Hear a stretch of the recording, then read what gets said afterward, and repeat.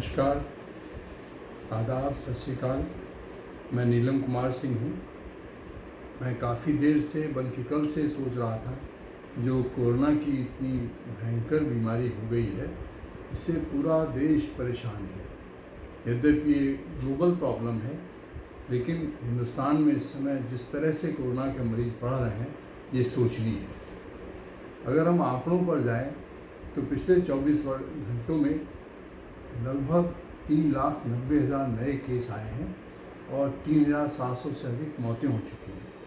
हर दिन हम पिछले जो हमारे रिकॉर्ड हैं उनको हर दिन तोड़ते जा रहे हैं, जो कि एक भयावह स्थिति है। इस स्थिति को निपटने की आवश्यकता है। हम जहाँ भी देखते हैं सब लोग ये क्यों हुआ, कैसे हुआ, इस पर बात करते हैं और बजाय कारगर नीति के लिए, कारगर सुझाव की बजाय लोग राजनीति करने में लगे हुए हैं। मेरा सुझाव है कि इस समय हमें सब तरह की राजनीति बंद कर देनी चाहिए और हमें कोरोना से बचने के लिए प्रभावी उपाय करने की आवश्यकता है।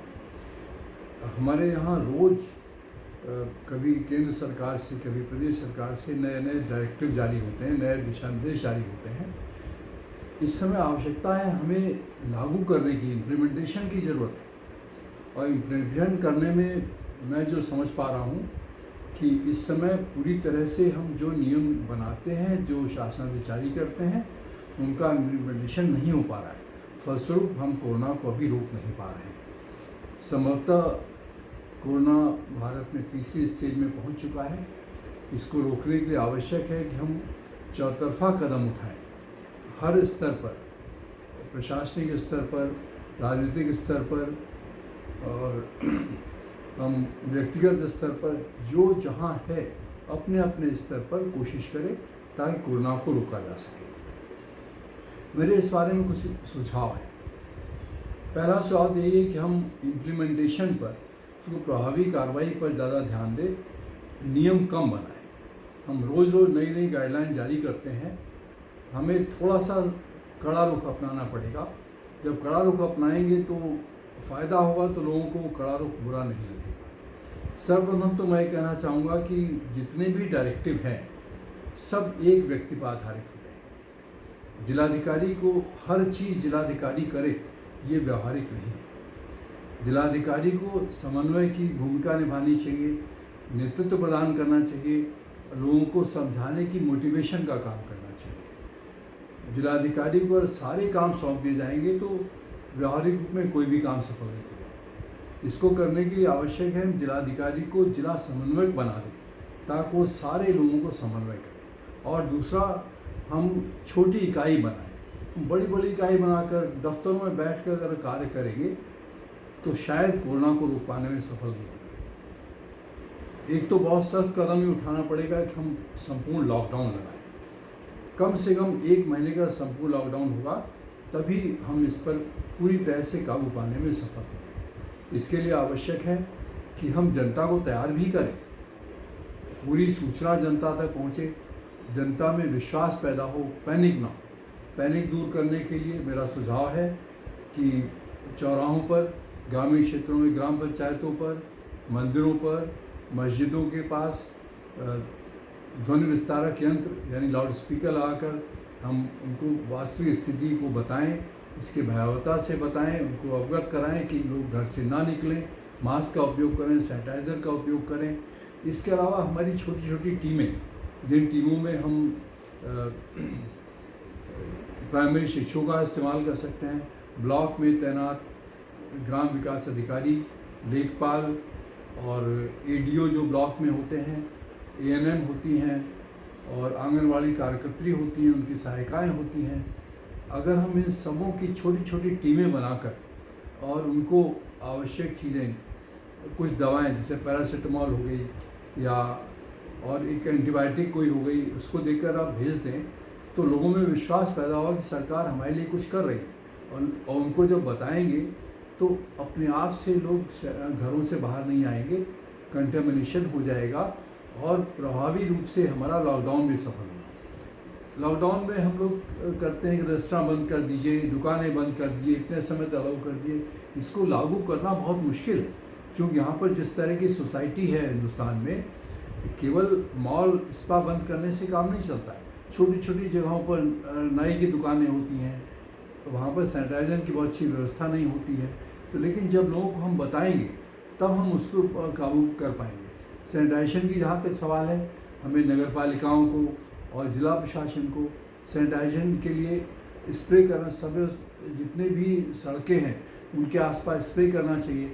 ग्राम पंचायतों का काम है, जो ग्राम प्रधानों को धनराशि दी जाती है उससे सैनिटाइज़र का स्प्रे करवाएं। लोगों को लगेगा कि हाँ सरकार कुछ कर रही है, सरकार पर विश्वास पैदा होगा, लोगों में ये भी विश्वास जगेगा कि हमें बचाने का कार्य किया जा रहा है। सबसे बड़ी चीज़ होती है हमारे अंदर का विश्वास। जब अंदर का विश्वास पैदा होगा तो स्वतः लोग जो है फाइटिंग स्पिरिट में आ जाएंगे और उनमें सकारात्मकता फैलेगी। उसके साथ ही हम ये निश्चित रूप से कह सकते हैं कि हम कोरोना को हराने में सफल हुए। अभी हम जो पीस मील में आदेश जारी करते हैं, आज हमने ये आदेश जारी कर दिया, इतने आदेश मैं ये दावे के साथ कह सकता हूँ कोई जिलाधिकारी सारे आदेश नहीं पढ़ सकता और पढ़ता भी नहीं होगा। वो रूटीन में जैसे मार्किंग होती है, एडीएम ने एसडीएम ने, फिर जाके वो वही फाइल में लग जाता है। ये व्यवहारिक स्थिति है। हमें जिलाधिकारियों को ये मोटिवेट करना पड़ेगा कि वो लीडरशिप के साथ आगे आए, बजाय इसके कार्यालय में बैठकर मीटिंग करें। जहाँ पर समस्या है वहाँ पर कम से कम एक राउंड लगा लें। उनको भी प्रोटेक्शन ज़रूरत है, वो भी ह्यूमन बीइंग है, तो उनको पीपीई किट प्रोवाइड किया जाए, सारे सुरक्षा के इंतज़ाम किए जाए। और जो कर्मचारी हैं छोटी छोटी यूनिट बनाकर अगर उन कर्मचारियों को सब जगह भेजेंगे तो जनता अपने आप बाहर नहीं निकलेगी। होम डिलीवरी का सिस्टम मजबूत किया जाए। पिछले वर्ष जब पहले कोरोना की लहर थी तभी किया गया था, वर्तमान में इसकी व्यवस्था अभी तक नहीं की गई है, इसको किया जाना चाहिए।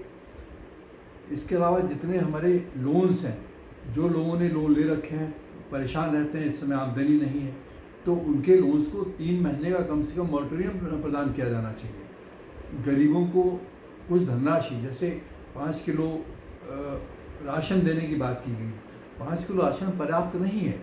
उनको अगर धनराशि देंगे तो धनराशि अपने ज़रूरत के मुताबिक राशन भी खरीद सकते हैं और कोई चीज़ भी खरीद सकते हैं, तो वो भी खरीदने की व्यवस्था ऑनलाइन कर दी जाए। तो हमें कायदे कानून वो लागू करने चाहिए जो व्यवहारिक हों और व्यवहार में उसका हमें कोई नतीजा मिले। हम शासनादेश जारी कर देते हैं, बड़ी अच्छी बात, करने भी पड़ेंगे, लेकिन शासनादेशों की झड़ी लग जाए, भरमार हो जाए और उन पर क्रियात्मकता बिल्कुल भी ना हो, ऐसे शासनादेश का कोई उपयोग नहीं होता है। तो मैं ये अनुरोध करूँगा शासन को, से अनुरोध करना चाहूँगा, उनको अपनी सलाह देना चाहूँगा कि हम व्यवहारिक तकनीक का उपयोग करें। और अगर हम छोटी इकाई मानते हैं, गांवों के लिए हम ग्राम सभा मानते हैं, शहरों के लिए वार्ड मानते हैं, तो हम इस पर प्रभावी कार्रवाई कर सकते हैं। जब हमारे कार्यकर्ता वहाँ पर पहुँचेंगे, जब स्वयं वो पीपीई किट पहने होंगे, तो लोगों को लगेगा कि कोई महत्वपूर्ण चीज़ है जिसकी वजह से ये लोग इस तरह से हमारे पास आ रहे हैं। उनके लिए टेस्टिंग की व्यवस्था की जाए, टेस्टिंग भी होगी, ट्रैकिंग भी होगी। जब टेस्टिंग और ट्रैकिंग हो जाएगी तो कंटेमिनेशन अपने आप हो जाएगा, हम उसको रोकने में सफल हो पाएंगे। तो हमें बहुत मजबूत व्यवस्था बनाने की आवश्यकता है। इसके साथ ही इंफ्रास्ट्रक्चर की बहुत आवश्यकता है। 2 तरह के इंफ्रास्ट्रक्चर हैं, एक तो स्थायी है, अस्थायी है। बेड की ज़रूरत है, अस्पतालों की ज़रूरत है। अस्पताल हम तुरंत नहीं बना सकते, ये लॉन्ग टर्म स्ट्रेटजी है। शॉर्ट टर्म स्ट्रेटजी में हम प्राइमरी स्कूलों का इस्तेमाल कर सकते हैं, और नहीं है तो हम खुले मैदानों में टेंट में अस्पताल बना सकते हैं। खुलों में वायरस फैलने की संभावना कम होती है, वहाँ पर बेड हम अस्थायी बेड लगा सकते हैं। ऑक्सीजन जहाँ तक प्रोवाइड करने की बात है, धीरे धीरे स्थिति सामान्य हो रही है। जब लोग घरों में रहेंगे, पैनिक नहीं होगा, तो ऑक्सीजन की भी ज़रूरत कम पड़ेगी। तो मैं फिर पुनः अनुरोध करना चाहूँगा कि हमारे सुझावों पर विचार कर लें, और विचार करने के बाद उसको लागू करें। तो मुझे केवल विश्वास ही नहीं, पूरा विश्वास है कि हम कोरोना को हराने में सफल होंगे। हमें ये भी विश्वास है कि हमारी जो शासन है, प्रशासन है, सरकार है, वो पूरे मनोयोग से काम करना चाहती है, लेकिन शायद कहीं कोई कमी रही होगी। तो मेरा सुझाव है कि इस पर काम करें, और जहाँ तक आवश्यकता है कि लोगों की, जो लोग रिटायर हुए हैं उनको भी बुलाया जा सकता है, अपनी जीवन पूरा कर चुके हैं, काफ़ी थोड़ा समय दे सकते हैं। तो रिटायर्ड व्यक्तियों को बुलाया जा सकता है, कम से कम कार्यालय में बैठ कर मॉनिटरिंग तो कर सकते हैं। बाकी कार्य जो फील्ड में काम करने हैं उनके लिए छोटी छोटी टीमें बना दें और हर जगह जाकर लाउड स्पीकर से अपना संदेश पहुंचाएं, छोटी टीमों के साथ संदेश पहुंचाएं, संपर्क हो। जब संपर्क होगा, बातचीत होगी तो अपने आप भी चीज़ें सुधर जाएंगी। और ये ऐसा वायरस है जिसको उतारने के लिए मानव संपर्क कम करना पड़ेगा। तो मानव संपर्क कम होगा, उसके लिए आवश्यक है कि जनता को कॉन्फिडेंस में लिया जाए, विश्वास उनको पैदा हो कि जो सरकार हमारे लिए कर रही है हमारे लिए बहुत भले के लिए कर रही है, तभी हम सफलता पा सकते हैं। जब तक जनमानस का सहयोग नहीं होगा सफलता नहीं हो सकती। एक सुझाव मैं और देना चाहूँगा कि बजाय पुलिस को ये डंडे चलाने के, सबको मास्क फ्री में प्रोवाइड कर दें।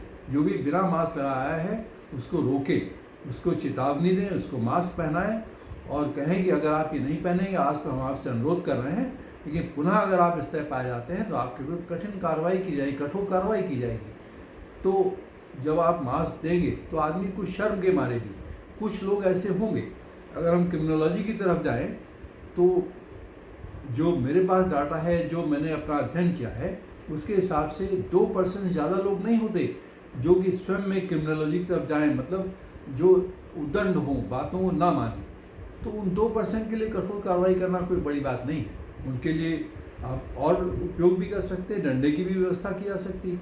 लेकिन सामान्यतः लोग 98% लोग इन बातों को स्वीकारेंगे और कोरोना हारेगा, हम जीतेंगे, आगे बढ़ेंगे और हमारी इकोनॉमी भी आगे बढ़ेगी। लेकिन हमें बहुत गहराई से सोच विचार करके आगे बढ़ना चाहिए। फिलहाल इस इशू में इतना ही, आगे हम बात करते रहेंगे। धन्यवाद।